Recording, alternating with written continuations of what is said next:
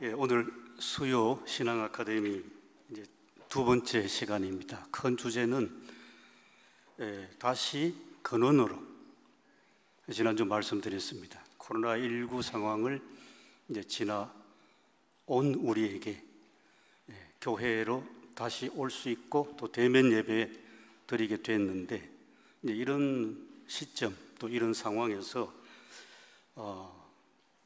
근원으로 우리가 돌아가서 우리 그리스도교의 근원과 또 시작과 또 어떻게 형성됐는지 이제 그런 걸 지금 함께 보고 있습니다. 강의록 다 받으셨죠? 예, 꼭 같이 보면서 하시겠습니다.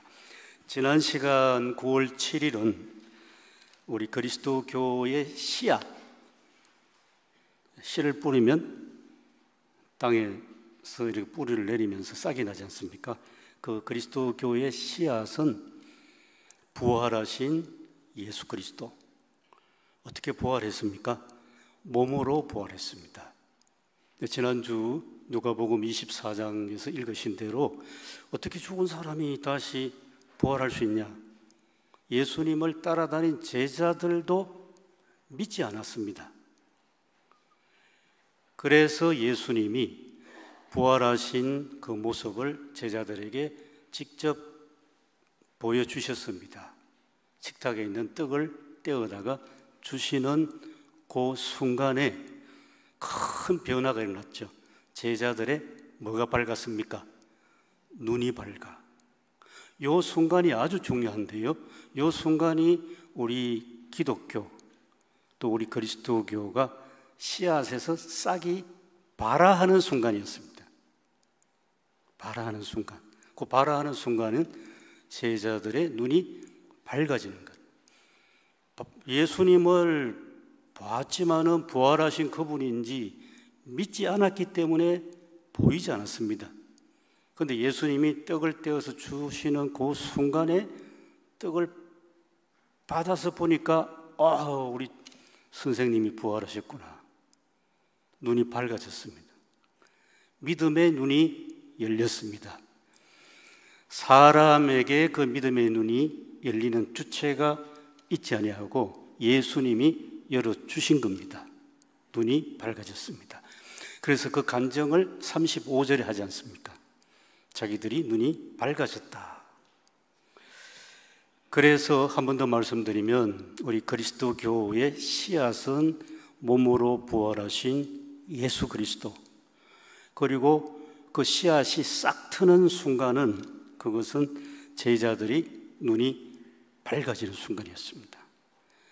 그렇게 시작되니까 그 다음에 사도행전 2장으로 넘어가면 예배가 시작되면서 거기에 떡을 땜 하게 나옵니다.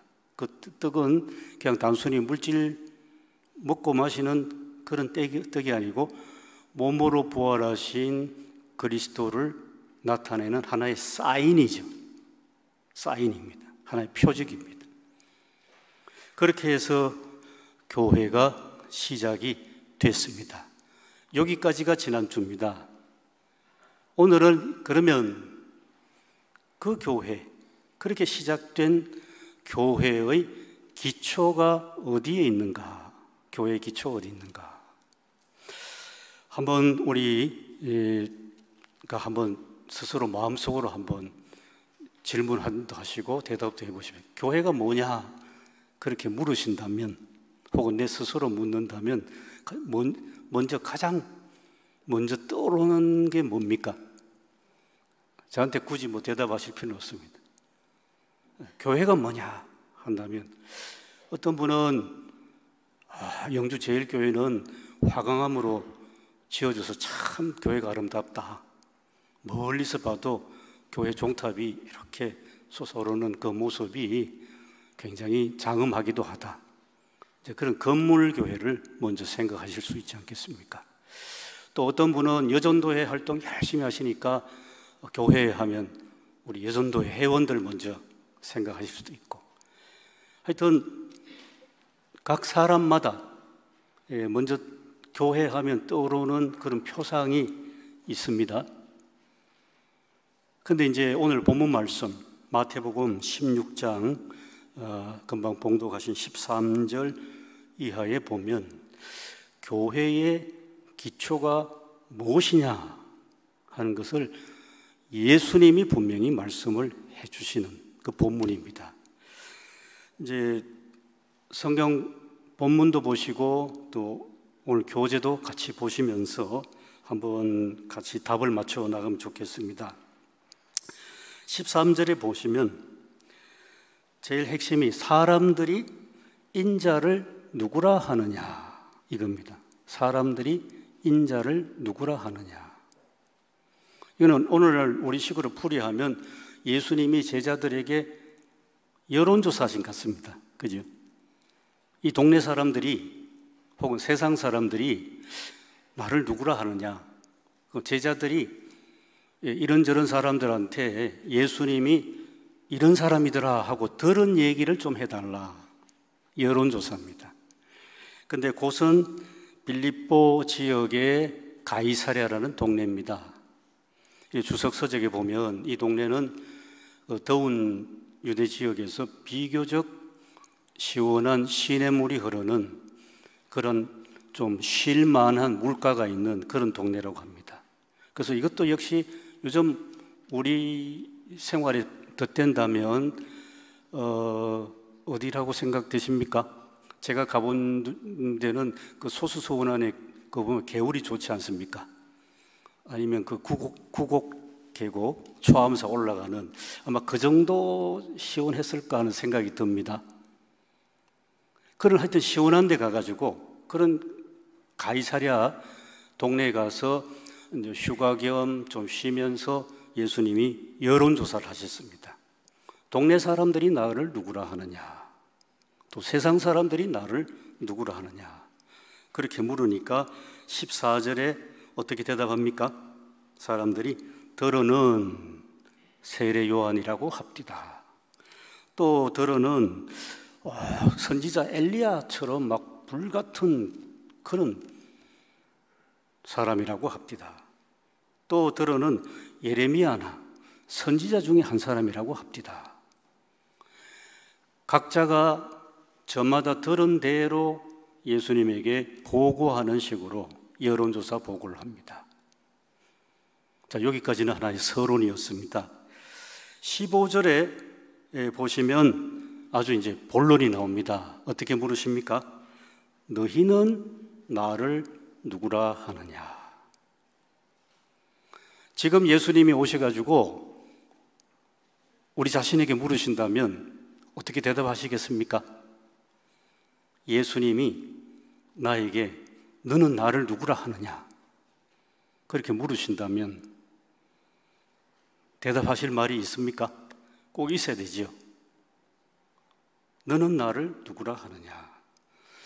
제자들에게 직접 이제는 물어보셨습니다. 그러니까 역시 베드로가 시몬이 빨랐습니다. 시몬 베드로, 시몬이 하는 말이 이제 나옵니다. 주는 하는 것, 당신은 그리스도시요 살아계신 하나님의 아들입니다. 두 가지죠. 혹은 이제 하나로 합치면 하나가 되는 그리스도시요 살아계신 하나님의 아들입니다. 이게 뭐겠습니까? 이게 신앙 고백입니다. 이게 신앙 고백입니다. 우리도 그렇게 고백하십니까? 하시리라 믿습니다. 아주 중요하죠. 예수님은 그리스도시고 살아계신 하나님의 아들이시고 나의 주님이십니다.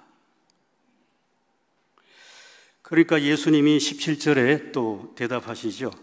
바요나 시모나, 요나의 아들 시모나, 네가 참 복이 있다.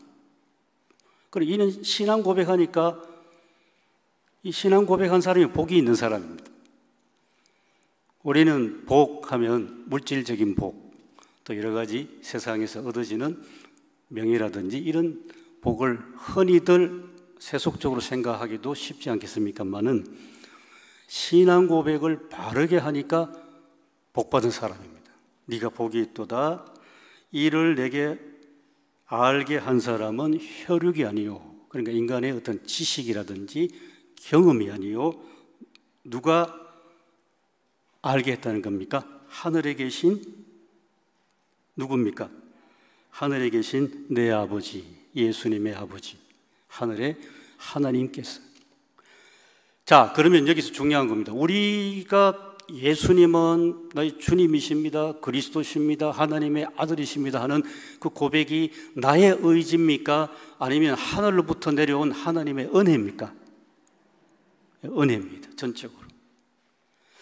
지난주에 제자들이 눈이 밝아졌습니다 했을 때 자기들이 뭐 자다가 눈이 뜬 게 아니고 예수님이 떡을 떼어서 주시는 그 순간, 그게 은혜의 순간이었습니다. 눈이 밝아졌듯이 오늘도 베드로가 신앙 고백을 잘하고 복받은 사람이 분명한데 그것은 자기 의지로 고백한 것이 아니라 하늘의 하나님께서 은혜로 주신 신앙 고백입니다. 분명하시죠? 자, 그러고 나서 18절이 아주 중요합니다. 18절, 오늘 이 본문 말씀에서 가장 중요한 말씀이 18절입니다. 또 내가 내게 이르노니, 같이 한번 읽어보십시다. 너는 뭡니까? 베드로라 그랬습니다. 너는 베드로. 시몬이 베드로가 됐습니다. 베드로라. 이 반석 위에, 그러니까 같은 이야기입니다. 베드로라는 뜻이 반석입니다. 그러니까 시몬이 반석이 된 거죠. 그리고 이 반석 위에 내 교회를 세우리니 했을 때 그 반석은 무엇을 뜻하겠습니까?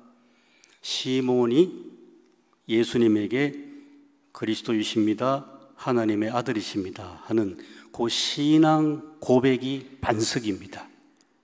이 반석 위에 뭐를 세운다 했습니까? 내 교회를 세우리니.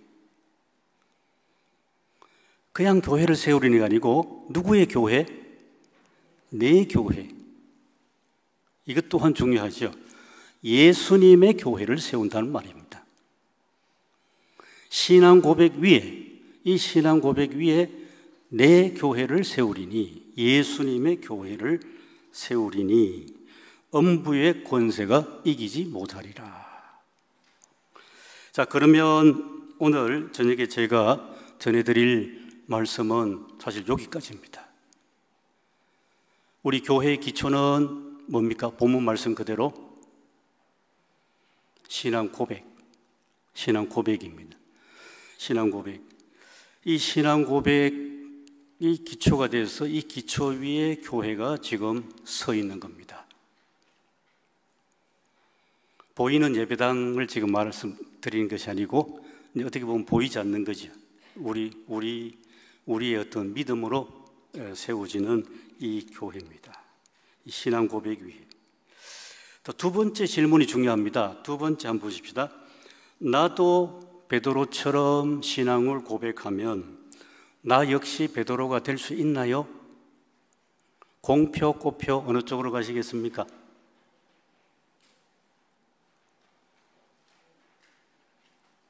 네, 공표입니다.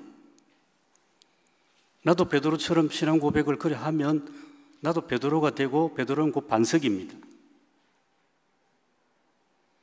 근데요, 교회 역사를 좀 설명해 드리면 이런 게 있습니다.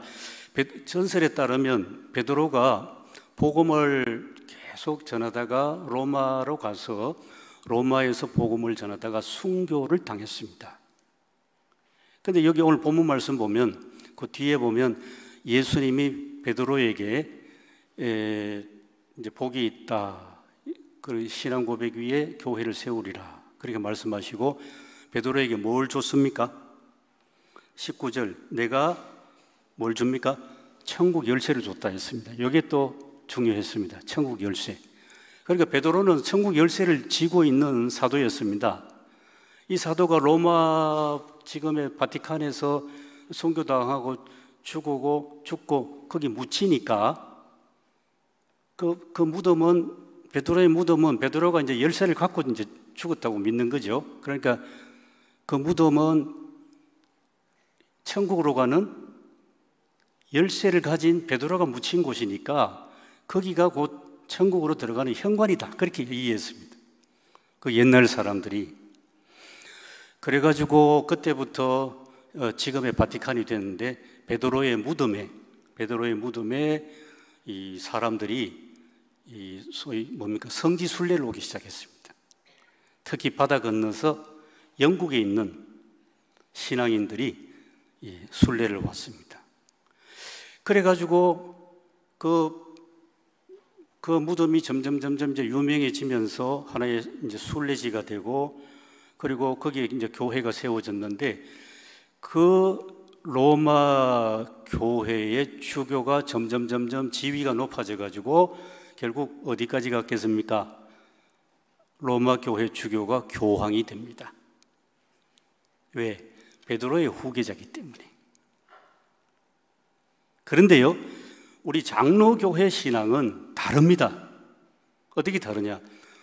이 전통적인 천주교회, 가톨릭 교회는 베드로라는 사람이 중요하고 그가 천국의 열쇠를 쥐었기 때문에, 그래서 그의 무덤이 중요하고 그게 성지 순례 장소가 되고, 그리고 베드로의 후계자가 교황이 되는 그런 역사가 흘러갔습니다. 그런데 우리 역사 속에서 장로교회는 베드로라는 사람이 중요한 게 아니고, 본문 말씀 정확하게 보세요. 베드로가 본래는 시몬이었는데 뭐 하니까 베드로가 됐습니까? 신앙 고백을 분명하게 하니까 베드로가 되지 않습니까? 그래서 베드로의 신앙 고백 위에 교회가 세워진 거지, 그냥 인간 베드로 위에 세워진 것이 아니다 하는 겁니다. 이게 천주교하고 큰 차이입니다. 그래서 신앙 고백이 중요합니다. 자연인 시몬이 신앙 고백을 하니까 베드로가 됐지 않습니까? 우리도 똑같은 신앙 고백을 하면 우리도 역시 베드로가 된다, 이 말입니다. 신앙 고백 이해하시겠습니까? 예, 그래서 신앙 고백이 중요합니다. 바요나 시모나, 요나의 아들 시모나, 네가 복되도다 하는 것은 신앙 고백 하니까, 그리고 복이 된 사람이 있습니다. 자, 이제 화면을 좀 보시겠습니다. 저와 같이. 너희는 나를 누구라 하느냐, 이게 오늘 주제입니다. 너희는 나를 누구라 하느냐. 이 시몬의 신앙 고백 하니까 그가 베드로가 됐는데, 베드로라는 뜻은 반석입니다. 그 반석 위에 교회를 세웠습니다. 또 그대로 적용하면 우리 영주 제1교회, 우리 이 영주 제1교회도 각 우리 성도들이 예수님에 대해서 분명한 신앙 고백을 했고, 그 신앙 고백 위에 이 교회가 세워졌다는 말씀입니다. 예, 그 다음 보시겠습니다. 1세기에서 3세기, 이 신앙 고백이 이제 3세기까지 쭉 제가 좀 빨리빨리 설명해 드리겠습니다. 그 다음 한번 보십시오. 자, 그래서 신앙 고백이 중요하니까 나는 믿습니다 하는 게 중요합니다. 나는 믿습니다. 크레도. 옛날 자동차 이름 생각나십니까? 크레도스. 그 S만 빼고 크레도 하면 나는 믿습니다 이렇게 됩니다. 나는 믿습니다. 나는 믿습니다. 이게 신앙 고백인데요. 그런데 이 신앙 고백의 내용을 그 다음 한번 넘겨주시면, 신앙 고백, 그런데 제가 이걸 먼저 설명해 드리겠습니다. 우리 사도행전 본문 성경을 읽어보시면요, 이렇게 이제 그리스도교가 이제 전파되고 확산되는 그런 장면인데, 지도가 좀 크지 않아서 좀 죄송합니다. 사도 바울의 제1차 전도 여행 코스입니다. 사도행전 13장 4절로 14장 26절. 주로 빨간 선 보이십니까? 출발은 안디옥입니다. 안디옥 11장. 안디옥에서 출발해가지고 지금의 주로 터키 남부 지역에 들어갔다가 다시 돌아오는 것이 제1차 전도 여행이었습니다. 그럼 이때는 복음이 어디까지 전해졌습니까? 이제는 점점 예루살렘은 멀어지고 중심은 안디옥이 되고, 안디옥에서 이제 터키 남부로 이제 복음이 전파됐습니다. 그 다음 넘겨주시면 이게 제 2차 전도 여행입니다. 2차 전도 여행이 중요했습니다. 이제 빨간 표시를 보시면 이제는 이제 저 밑에 예루살렘에서 출발해가지고 수직으로 위로 가려면 안디옥이고, 잘 보이십니까? 이제 지금의 터키를 가로지르지요. 터키 중심부를 쫙 횡단해가지고 그 다음에 바다 건너서 아시는 대로 지금의 그리스로 갑니다. 마게도니아 지역으로 해서 이제 그리스로 갑니다. 그리스로 가면 우리가 신약 성경에서 읽는 대로 빌립보서, 그 다음에 고린도전서, 에베소서, 데살로니가 전후서, 이런 지명들, 이게 지금 사도 바울의 어떤 편지글입니다만 다 이제 그런 지명들입니다. 그래서 복음이 이제는 터키는 그 당시에 아시아 지역입니다. 아시아 지역을 넘어서 지금의 유럽으로 가는데 그리스로 가서 본격적으로 전도하는 것이 제2차 전도 여행이고, 그리고 제2차 전도 여행에서 나오는 여러 지명들이 곧 지금 신약 성경이 됐습니다. 그러고 다시 이제 예루살렘으로 돌아왔습니다. 그 다음 이제 마지막을 하나 더 보겠습니다. 이제 계속 사도행전입니다. 사도행전 보시면 이제 27장 1절부터 28장 마지막 절까지 보시면 이제는 좀 보기가 쉽지 않은데요. 노란 선을 따라갈 수 있습니까? 이제 바다로 가면서 풍랑도 일고 하면서 어디까지 가느냐? 로마까지 갔습니다. 사도 바울이 로마로 가서 로마에서 복음을 전하다가 거기서 이제 최후를 맞이했습니다. 그 다음 지도는 이걸 종합하는 지도인데요. 빨간 화살표 따라가시면 이제 아까 말씀드린 것처럼 그 출발이 안디옥에서 출발합니다. 안디옥 출발해서 터키를 가로지르고 그리스로 들어가서 그리스를 이렇게 반바퀴 돌고 다시 터키로 돌아오고 하는 그런 빨간선 중심으로, 이게 사도 바울의 전도 여행이고, 그리고 복음은 이미 여기뿐만 아니라 온 사방으로 지금 확산됐다는 겁니다. 종합해서 말씀드리면 예루살렘에서 시작된 그리스도교 신앙 공동체가 터키로 확산되고, 터키에서 이제 마게도니아 지역으로 들어가서 이제 그리스로 확산되고, 그리고 이제 로마까지 간 것이 사도행전입니다. 자, 그러던 중에 복음을 전하는 말은 예루살렘에서 사용하는 말이 아니고 이제는 헬라 사람들에게 복음을 전하는 헬라 말을 했습니다. 그랬을 때 가는 곳마다 마태복음 16장 오늘 봉독하신 것처럼 신앙 고백이 중요했습니다. 예수를 이제 믿기로 작정한 사람에게 정말 예수를 믿느냐 안 믿느냐 한번 고백을 들어보는 겁니다. 그게 뭐겠습니까? 화면을 좀 띄워주시죠. 어때? 세례받을 때. 세례는 예수 그리스도와 함께 내가 십자가에 못 박히고 부활하신 주님과 더불어서 내가 다시 거듭나는 거 아닙니까? 이게 세례입니다. 그때 초창기에는 오늘날 우리 장로교회처럼 이렇게 목사님이 물을 찍어서 하는 게 아니고 그때는 침례입니다. 강 속에 완전히 사람을 빠뜨리는 것은 내가 죽었다, 그리스도와 함께 장사 지냈다, 그리고 일어나서 부활하신 주님과 더불어 부활했습니다. 이게 세례입니다. 그래서 초창기에 어딜 가든지 복음을 전하면서 이제 새로운 신앙인이 생기면, 그러면 그 새로운 신앙인은 꼭 이제 세례를 받지 않습니까? 어떻게 보면 요즘식으로 하면 멤버십, 세례를 받습니다. 그리스도교, 기독교 신앙인이라는 그런 표적, 그리고 마음에 아주 확실한 신앙 고백, 이게 세례 받을 때인데, 누구의 신앙 고백입니까? 나의 신앙 고백. 그래도 나의 신앙 고백. 옛날에 아주 우스운 이야기가 있었죠. 저도 어렸을 때 시골에서 자라면서 들은 이야기입니다. 어떤 며느리가 시집을 왔는데 믿지 않는 가정에 왔답니다.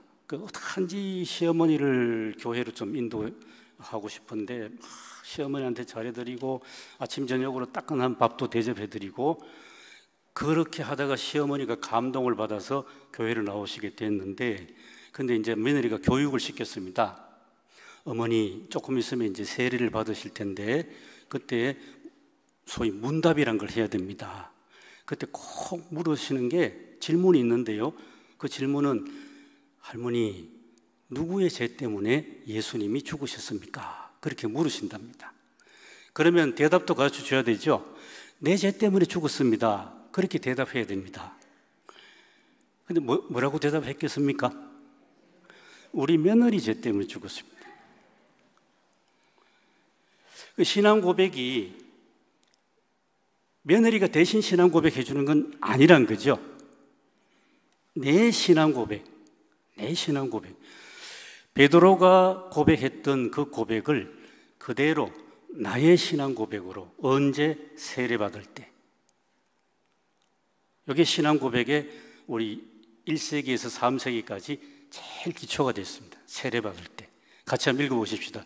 예수 그리스도는 우리를 죄에서 구원하시는 주님이시요 살아계신 하나님의 아들입니다. 아까 마태복음 16장하고 거의 같은데 하나 더 들어갔죠. 죄에서 구원하시는 주님이시요 그리고 살아계신 하나님의 아들입니다. 이 단순한 신앙 고백, 터키에서도 이 신앙 고백 세례받을 때 하고, 또 그리스 가서도 이 신앙 고백, 로마의 복음이 전파되어서도 이 신앙 고백, 어디든지 이 신앙 고백이 가는 곳마다 이 단순한 신앙 고백을 분명히 나의 신앙 고백으로 해야 되는 겁니다. 신앙은 대물림 안 되지요. 신앙은 대물림 안 되는 거 우리가 경험합니다. 어머니의 신앙이 그대로 아들에게 가서 아들은 뭐 그냥 저절로 신앙인이 되는 건 아니지 않습니까? 아들도 어머니가 나의 신앙을 고백하듯이 아들도 역시 나의 신앙을 고백해야 됩니다. 어떻게 보면 참 쉽지 않습니다, 이게. 저도 아이 키우면서 보니까 이게 제가 목사인데 그 아이에게 신앙을 어떻게 고백해야 되나 굉장히 노심초사했습니다. 저도 저절로 되는 게 아닙니다. 하나님의 은혜를 주셔야 가능한. 자, 이제 그러기 때문에 세례받을 때 남의 신앙 고백이 아니고 나의 신앙 고백, 나의 신앙 고백, 이게 중요하다는 말씀을 드리고요. 그 다음 화면 보시면요, 좀 역사 이야기하겠습니다. 주후 3세기에 우리 기독교는 이제는 로마 제국 전역으로 선교가 됐습니다. 그때 우리 역사에서 배우셨죠. 모든 길은 어디로 갔습니까? 로마로 갔습니다. 그러니까 로마 제국 안에 모든 길이 로마로 향했으니까 그 길 따라 복음이 전파되었습니다. 그런 중에 이제 이따가 지도를 보실 텐데요, 지중해를 둘러싸고 로마 제국 그대로 이제 그리스도교도 확산되는데 아프리카 북부 지역, 그리고 원래 예루살렘이 있었던 팔레스틴, 아까 보신 것처럼 터키, 그다음에 유럽 남부 그리스 지역, 이런 지역이 다 그리스도교 세계가 됐습니다. 한 300년 정도 흘러가면. 그러니까 한번 상상력을 굴려보시겠습니까? 저기 팔레스틴 예루살렘에 있는 사람이 저 아프리카 모로코 사람을 평생 만나겠습니까? 안 만나겠습니까? 비행기 타고 가도 몇 시간 걸리는데요, 만날 일이 없습니다. 그러니까 이제 제가 정리한 것은 나라가 다르고 민족도 다르고 피부 색깔도 다르고 말도 다르고 다 다릅니다. 다 다른데, 그런데 신앙 고백은 어떻습니까? 신앙 고백은 하나입니다. 이게 중요합니다. 오늘날 우리 용어로 치면 이미 세계화됐습니다. 그리스도교는 처음부터 로마 제국, 이런 광대한 그 로마 제국에 이미 세계화, 글로벌화 된 그리스도교의 신앙은 다르면 안 되지 않습니까? 흑인 아프리카 사람도 피부는 검지만은 신앙, 같은 신앙. 또 그리스에 있는 백인 유럽 사람도 하얀 피부에 말은 헬라말 썼는데, 그런데 아프리카 사람들하고 신앙이 꼭 같아야 되지 않겠습니까? 그런데 다름도 인정해야 되지 않습니까? 우리 이제 먼 나라는 이제 상상이 잘 안 가실 것 같아서 이 지역 이야기를 좀 말씀드리면, 초창기 이야기를 말씀드리면, 우리 지역의 영주 안동 지역의 복음 전파는 굉장히 독특한 특성이 있습니다.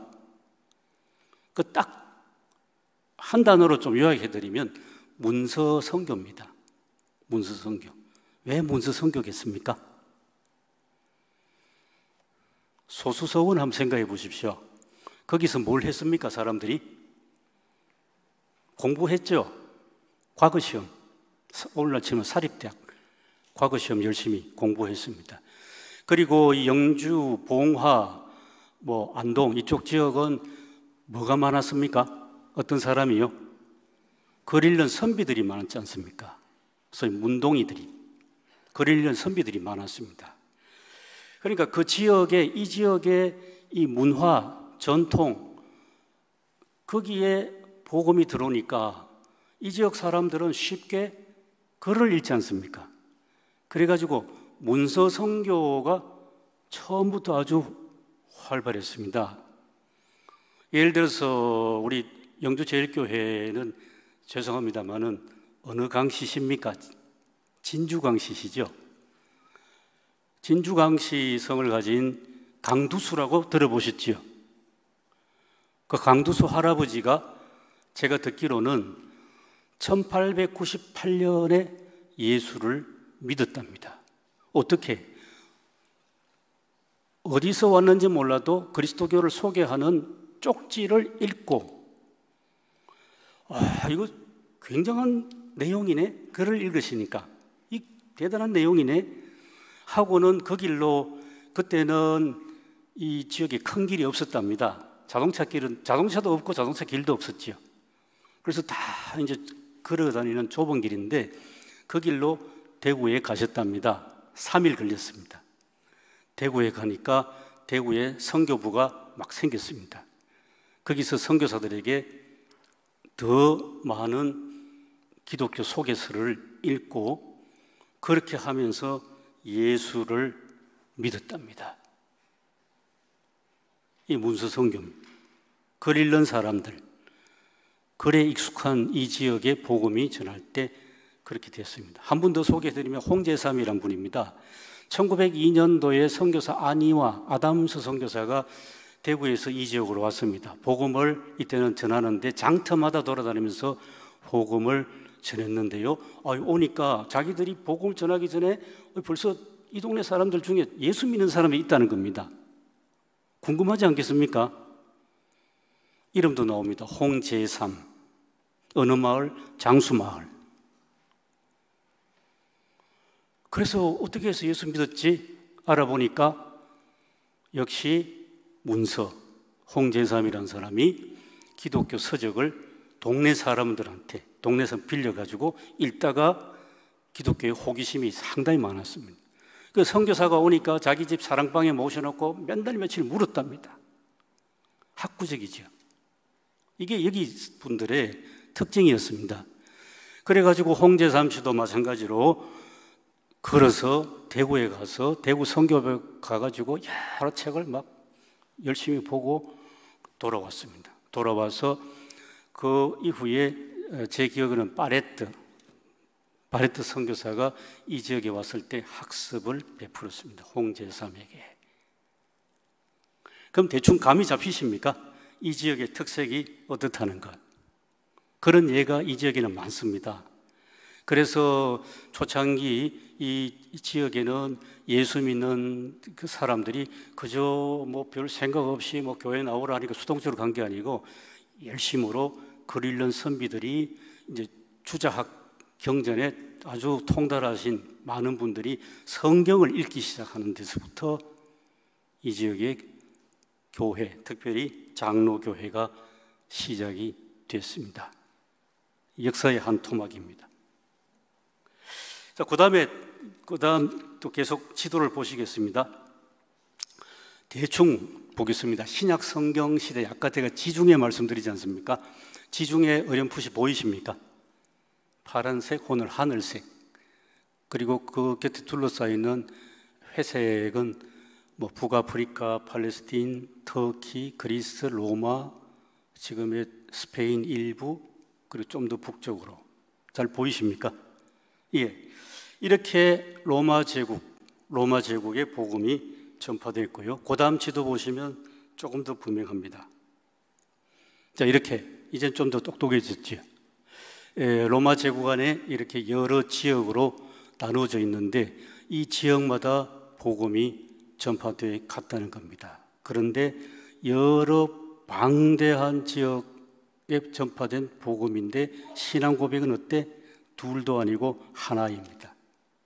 예수 그리스도, 살아계신 하나님의 아들. 그리고 마지막 지도 보겠습니다. 4세기 로마 제국 시대.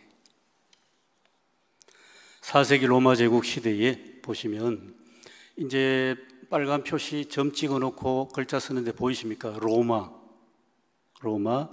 그리고 오른쪽으로 오시면 니케아 보이십니까? 니케아. 그 다음에 지금 화면이 가려서 잘 안 보이는데 북아프리카, 지금 이집트에 알렉산드리아가 있었습니다. 알렉산드리아, 예루살렘. 이 빨간 표시는 뭐냐 하면 이 로마 제국 안에 있는 방대한 그리스도 교회에 지역마다 중요한 거점이 있지 않겠습니까? 그 거점이 이제 로마, 니케아, 알렉산드리아, 예루살렘. 이제 이런 지역의 교회들이 중요한 거점 교회였습니다. 자, 이런 상황에서 이제는 이제 좀 더 이제 설명해 드리면 우리가 주일 예배마다 사도신경 신앙 고백하시죠? 이제 그거 좀 설명해 드리겠습니다. 사도신경 신앙 고백의 전신은 세례 받을 때 말씀드린 것처럼 세례 받을 때 나는 믿습니다. 예수 그리스도를 믿습니다. 살아계신 하나님 그리고 그분 아들을 믿습니다. 단순했습니다. 그런데 이게 복음이 로마 제국 속에 쭉 들어가니까 제가 조금 전에 우리 여기 영주 안동 지역은 본래 선비들이 뭐 글을 잘 읽기 때문에 그분들이 문서 선교 그리고 성경 읽고 그런 말씀 드렸지 않습니까? 그리고 그 지역마다 문화가 있고 전통이 있고 그리고 관습이 있지 않습니까? 근데 복음이 들어간 헬라 지역에 굉장히 큰 도전이 부딪혔습니다. 다음 이제 좀 보여주시면, 아이고 잘 안 보이시겠는데 이 세 가지가 부딪힙니다. 복음과 부딪히는데 첫째는 창조 신앙입니다. 그리스 헬라 사람들은 자기들의 최고의 신이 제우스란 신인데 그 제우스 신이 곧 하나님이라고 믿었습니다. 제우스가 하나님이시다. 그래 점점 내용을 하니까 잘 이제 이해도 안 되고 뭔가 막 거슬리는 게 있습니다. 그걸 뭐냐 하면 제우스 신은 일단은 물질적인 세계하고는 아무 상관이 없어야 됩니다. 아주 순수한 이상적인 세계, 아이디어라고 하죠. 이데아 세계. 거기에 계시는 분이 제우스 최고의 신인데 근데 구약 성경에서 가르치는 여호와 하나님은 딱 창세기부터 뭐가 나옵니까? 하나님이 태초에 뭐를? 하늘과 땅, 천지를 창조하시니라. 물질이네. 이게 여기서부터 이제 거슬리는 겁니다. 그래서 자기들은 제우스가 곧 기독교의 하나님이라고 믿었는데 근데 기독교의 하나님은 제우스가 아니란 거죠. 이때 양자에서 어느 쪽을 선택하느냐? 역시 자기들에게 익숙한 제우스를 선택합니다. 그러니까 구약의 세상을 창조하신 하나님은 우리는 아냐. 좀 더 나가면 그 구약 성경이 본래 저기 유대교라 하더라. 유대교도 아냐. 이런 식으로 배척합니다.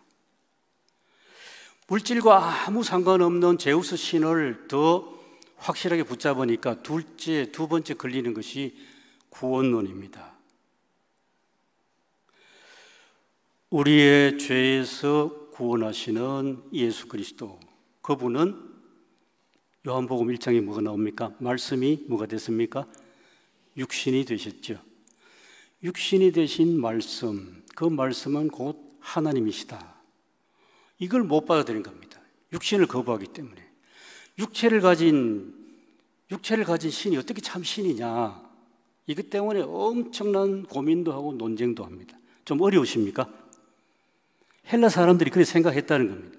헬라 사람들이 우리는 성육신을 도저히 받아들이지 못합니다.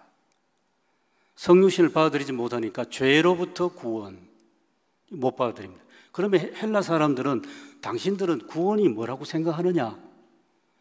그러니까 육체의 운명으로부터 해방되는 것이 구원이다. 그래서 좀 달리 표현해서 말씀드리면, 사람이 죽지 않습니까?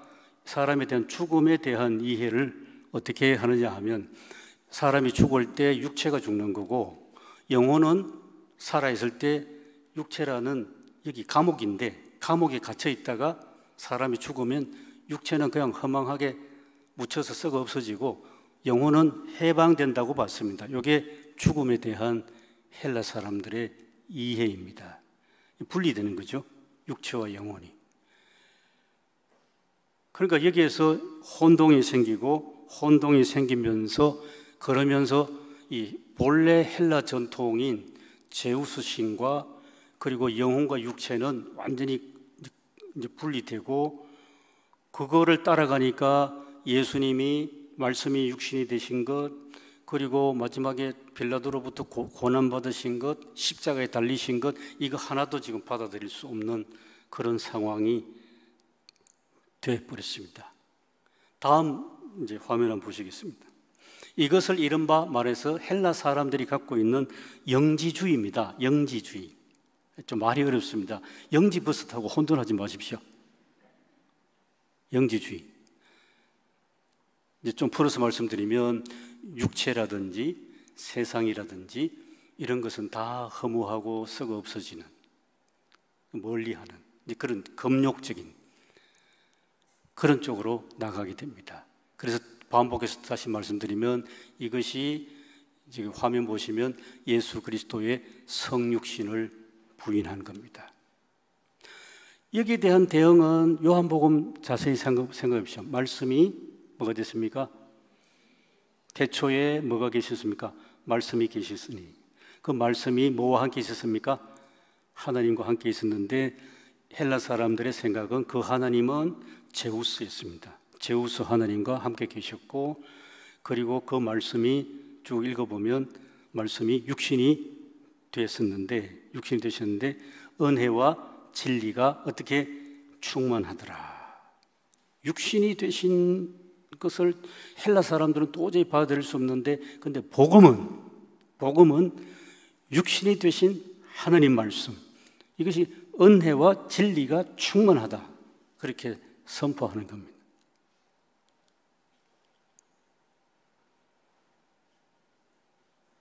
이것 때문에 한 몇백 년 동안 우리 기독교가 굉장히 이걸 어떻게 이게 하느냐고 막 뭐랄까요, 어떤 영적이기도 하고 신학적인 그런 막 고뇌하는 작업이 한 300년 진행됐습니다.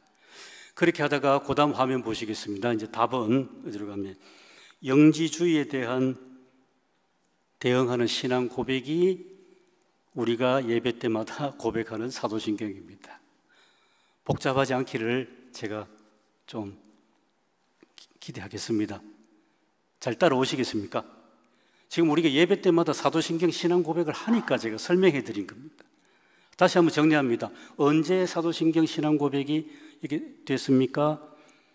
그것은 3세기 로마 제국 시대에 지중해를 중심으로 온 세상이 복음이 전파되는 그런 상황에서 하나의 신앙, 북아프리카 사람도 로마 사람도, 그리스 사람도, 심지어 스페인 사람도, 터키 사람도 말도 다르고 피부 색깔도 다르고 다 다른데, 그런데 예수님을 믿는 신앙은 하나의 신앙이 되어야 되지 않습니까?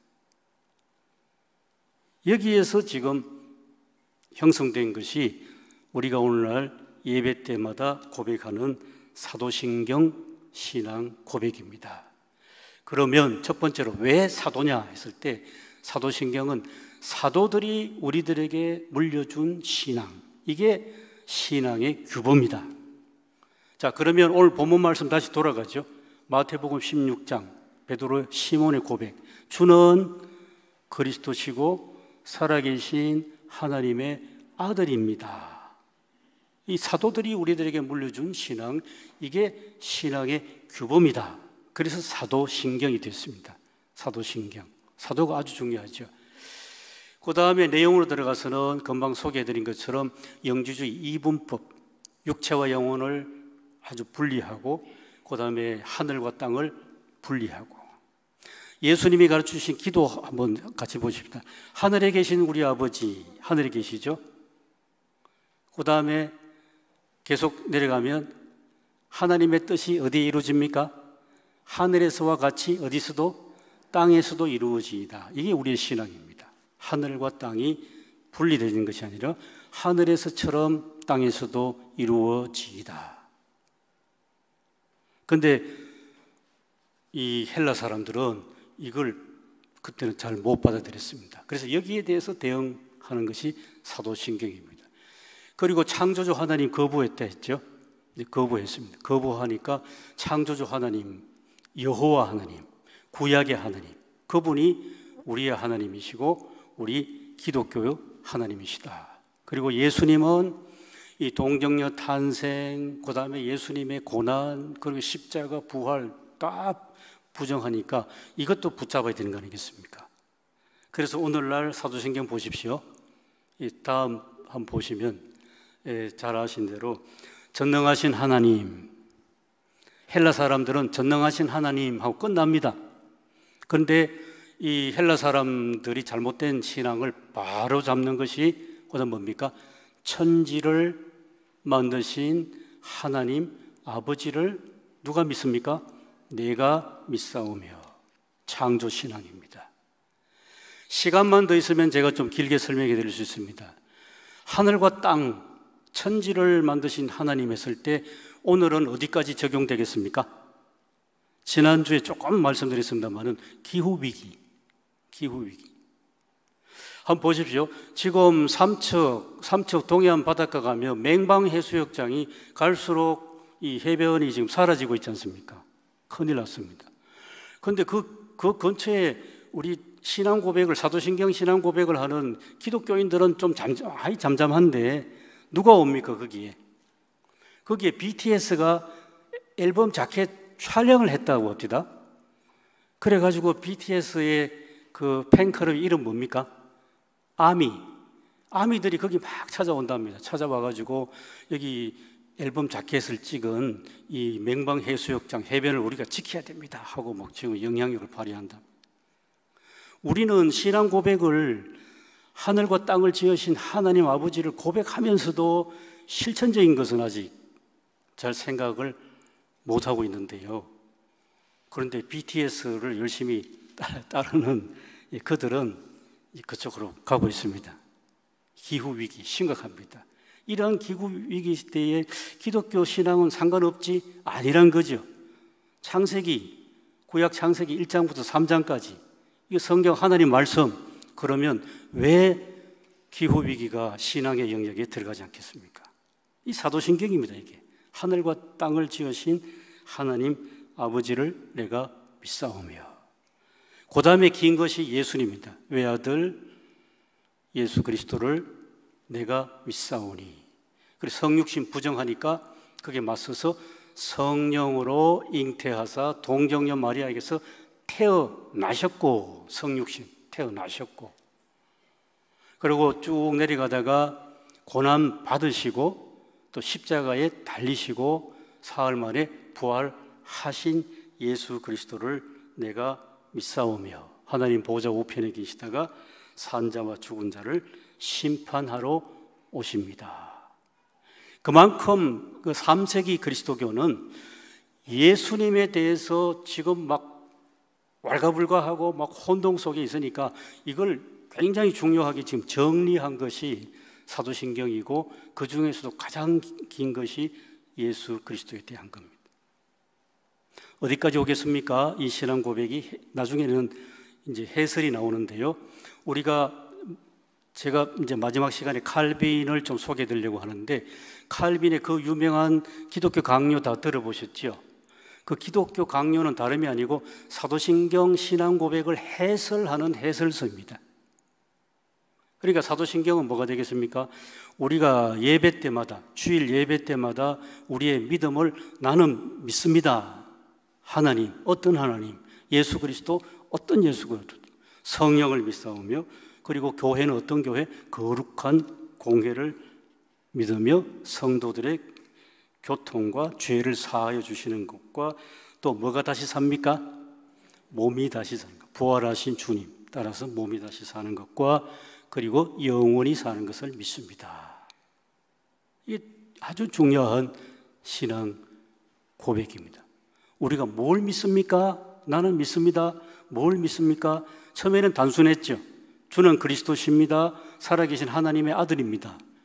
그런데 이제 상황이 복잡해져 가지고 좀 더 구체화돼서 지금도 우리가 여전히 신앙 고백, 사도신경 신앙 고백을 예배 때마다 하는 이유가 이것입니다. 아주 중요합니다. 또 역사적으로 보면 이러한 사도신경 신앙 고백이 분명하기 때문에 우리 그리스도교 2000년 역사 속에서 수많은 이단들을 물리칠 수가 있었습니다. 그래서 길게 이제 자세히 설명하기는 시간이 너무 늦은 것 같습니다. 이제 마무리해 드리겠습니다. 마지막 좀 보시면요. 이로써 주후 3세기 세계교회는 영지주의 이단을 퇴치하고 교회, 공교회를 확립했는데, 그 공교회는 첫 번째로 사도들이 우리들에게 물려준 신앙이 뭐냐?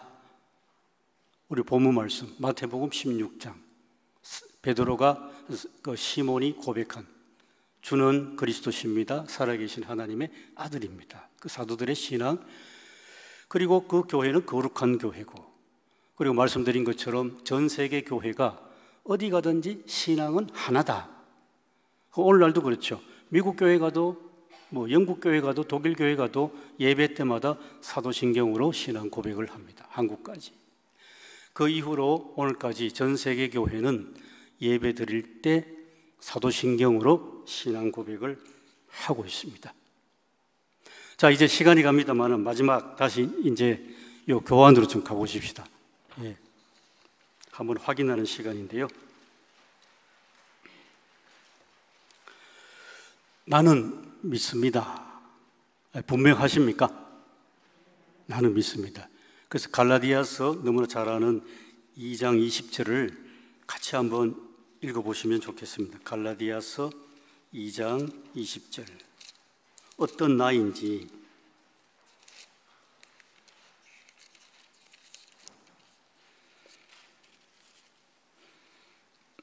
평소에 잘 암송하는 구절입니다.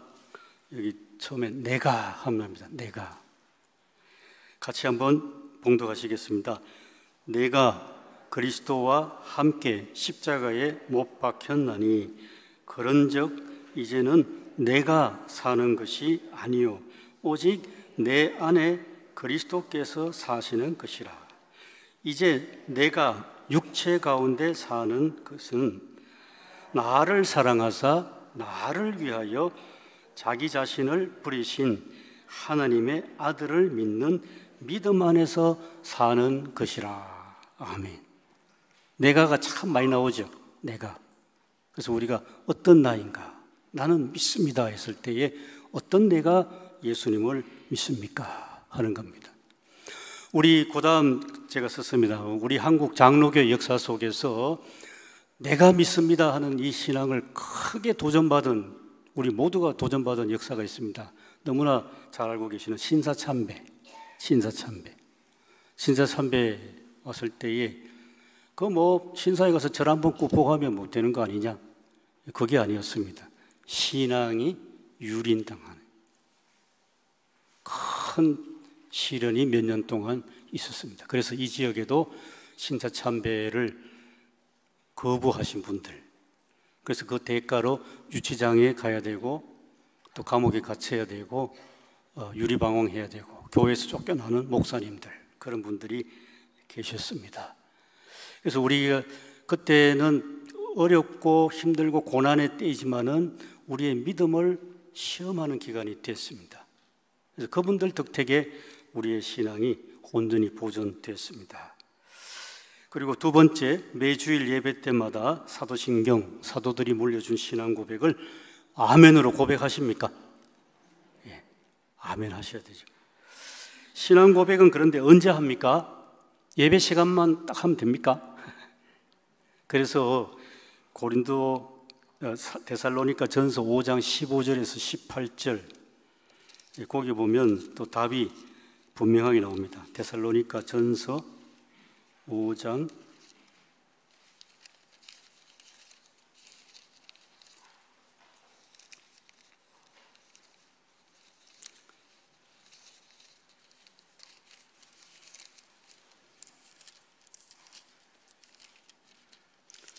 5장 15절부터 18절까지 같이 한번 읽어보시겠습니다. 삼가 누가 누구에게든지 악으로 악을 갚지 말게 하고 서로 대하든지 모든 사람을 대하든지 항상 선을 따르라. 그 다음에 항상 기뻐하라. 쉬지 말고 기도하라.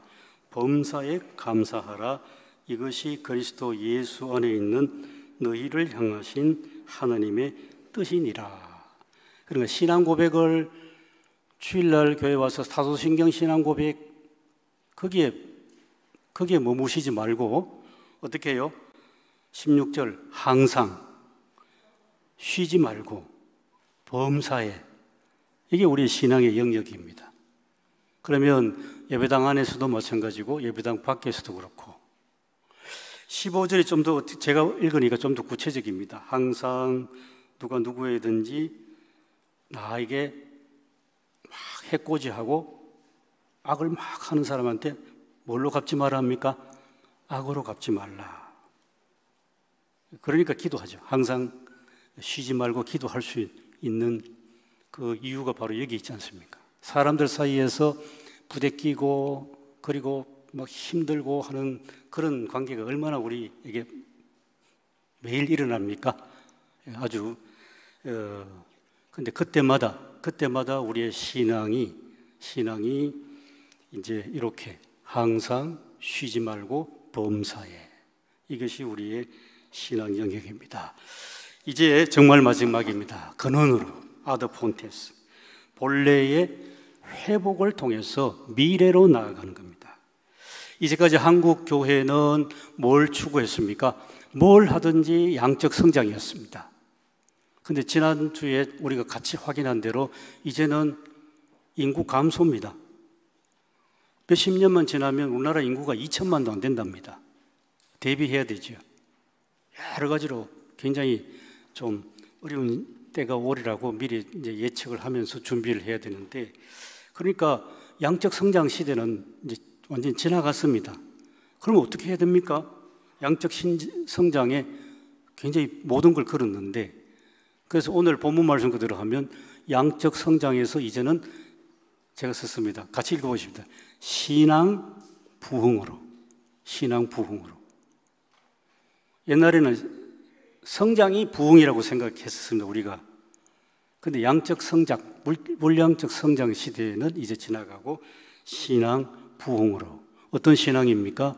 오늘 본문 말씀 그리고 사도신경 신앙 고백, 이런 신앙 고백이 분명한 신앙으로 함께 나아가십시다.